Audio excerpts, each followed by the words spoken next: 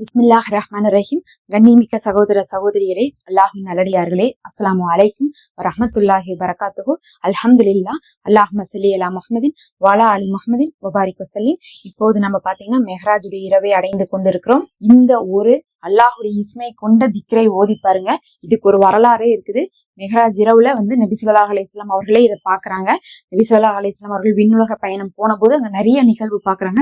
அதுல ஒரு நிகழ்வு தான் பாத்தீங்கன்னா, அங்க ரொம்ப வாசமான, ரொம்ப கஸ்தூரியை விட ரொம்ப தூய்மையான வாசத்தோடு பாத்தீங்கன்னா ஒரு இடத்தை அல்லாஹ் நபி ஸல்லல்லாஹு அலைஹி வஸல்லம் அவர்களுக்கு காட்டுறான்.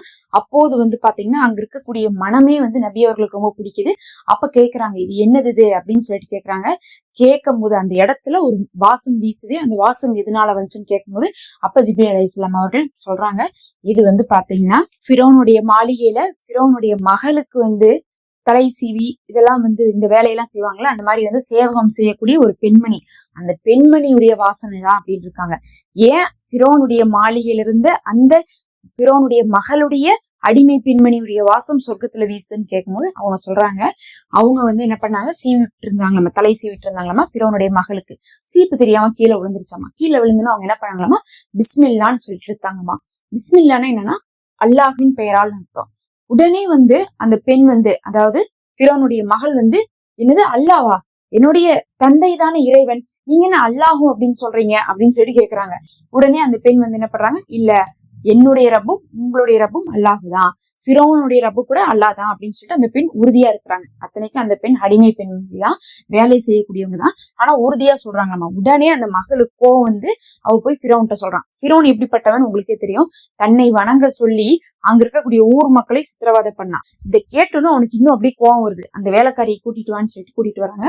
கூட்டிட்டு வந்தா அந்த வேலைக்காரிக்கு பாத்தீங்கன்னா முன்னாடி நெருப்பு பெருசா பத்த வச்சிருக்காங்க. ரொம்ப தூரத்துக்கு ஒரு மனிதனையே எரிக்கக்கூடிய நெருப்பு பத்த வச்சுட்டு அவளை என்ன சொல்றாங்க, நீ இப்ப சொல்லு, ஒன்னா நீ என்னை இறைவன் ஏத்துக்கோ, இல்ல அல்லாஹ்வை ஏத்துக்கிற மாதிரி இருந்தா உன்னை நான் என்ன பண்ணுவேன், இந்த நெருப்புல போட்டுருவேன்னு சொல்லிட்டு மிரட்டுறான். ஆனா அந்த பெண்மணி மாறவே இல்லை, உறுதியா இருக்கிறாங்க. ஓ அப்படியா, உன் வாயில அதை கொண்டு வரேன் பாரு, எனக்கு கொல்றது ஈஸி, ஆனா உன் வாயால அதை உன்னையவே எனக்கு வணங்க வைக்கிறேன் பாருன்னு சொல்லிட்டு அவன் சவால் விட்டு என்ன பண்றான், அவங்க குடும்பத்தை கூட்டிட்டு வருவான். அதுல பாத்தீங்கன்னா அவங்களுக்கு கணவர், ஒரு கை குழந்தை, அது இல்லாம 2 குழந்தைகள் இருக்காங்க. மொத்தமா அந்த பெண்மணிக்கு 3 குழந்தைகள். மத்த 2 குழந்தைகள் கொஞ்சம் பெருசா இருக்காங்க. ஆனா 3வது குழந்தை கை குழந்தையா இருக்கு. முதல்ல என்ன பண்றாங்க, அந்த கணவரை கேக்குறாங்க, இந்த கணவரை நான் நெருப்புல போட்டுருவேன், நீ ஃபிரௌன் ஆகிய என்னை தான் வணங்குறேன்னு சொல்லு அப்படின்னு சொல்லுவாங்க. அப்படி சொல்லும் போது அந்த வேலை பெண் சொல்லுவாங்க, இல்ல அல்லாஹ்தான் ரப்புன்னு சொல்லிடுவாங்க. உடனே அவங்களுடைய கணவரை அந்த நெருப்புல போட்டுருவான். அதுக்கப்புறம் 2வது அவங்களுடைய பெரிய மகனை தூக்கி நெருப்புல போடுறதுக்காக சொல்லுவான். அப்போது அந்த பெண்மணி கலங்காம என்ன சொல்லுவாங்க, அல்லாஹ்தான் என்னுடைய ரப்புன்னு சொல்லுவாங்க, தூக்கி போட்டுருவாங்க. அதுக்கப்புறம் பாத்தீங்கன்னா 2வது குழந்தை, அதையும் தூக்கி போட்டுருவான். அப்போ அந்த பெண்மணி ஸ்ட்ராங்கா தான் இருப்பாங்க, நான் சொல்ல மாட்டேன்ருவாங்க. 3வது அந்த கை குழந்தை இருக்கும். அந்த கை குழந்தைய வாங்குறான், வாங்கி அதையும் போட சொல்றான். அப்படி சொல்லும் போது அந்த அம்மா இந்த இடத்துல ரொம்ப ஒரு மாதிரி என்ன பண்றாங்க, இந்த கை குழந்தைய போட்டுருவான்னு சொல்லும் போது இதுக்கு மேல தாங்க முடியாதுன்னு சொல்லிட்டு அவங்க அந்த இடத்துல அழுகுறாங்க. இப்படி உருகி போறாங்க மனசார. அந்த சமயத்துல அந்த குழந்தை கை குழந்தை பேசவே பேசாது. ஆனா அந்த கை குழந்தை பேசுதாமா, நான் நெருப்புல போனாலும் பரவாயில்ல, நீங்க சொல்லிடாதீங்கம்மா அப்படின்னு சொல்லிட்டு சொல்லும் போது அல்லாஹ் அப்படி ஒரு சக்தியை அந்த குழந்தைக்கு கொடுத்துருக்கான். அந்த குழந்தை பேசணும். அதுக்கப்புறம் பாத்தீங்கன்னா நம்ம உறுதியா சொல்றாங்க. அதுக்கப்புறம் அந்த குழந்தையும் தூக்கி என்ன பண்றாங்க, நெருப்புல போட்டுறாங்க. அல்லாஹ் அக்பர். அதுக்கப்புறம் கடைசியாக அந்த பெண்மணியும் விரட்டி, அந்த பெண்மணியும் கடைசி வரையும் சொல்லாததின் காரணமாக நெருப்புல போடுறாங்க. ஒரு குடும்பத்தையே அல்லாஹுடைய பெயர் சொல்லப்பட்டதின் காரணமாக நெருப்புக்குள் வீசப்படுறாங்க. அவங்க கருகினப்ப எப்படி இருந்திருக்கும், பொதுவா உடல்லாம் கருகுனா வாடை தான் அடிக்கும் இந்த உலகத்துல. ஆனா அவங்க அப்படி கருகி அவங்களுடைய வாடையெல்லாம் அங்க இருக்கிறவங்களுக்கு அடித்த போது அவர்களுடைய வாசத்தை அல்லாஹ் சொர்க்கத்துல பாத்தீங்கன்னா மதுரமாக வீச வச்சிருக்கான். அவங்க அங்க கருகுனாங்க பாருங்க. அதனுடைய பதிலாக அல்லாஹ் அவர்களுக்கு சொர்க்கத்துல இப்படி ஒரு அந்தஸ்தை கொடுத்திருக்கான்.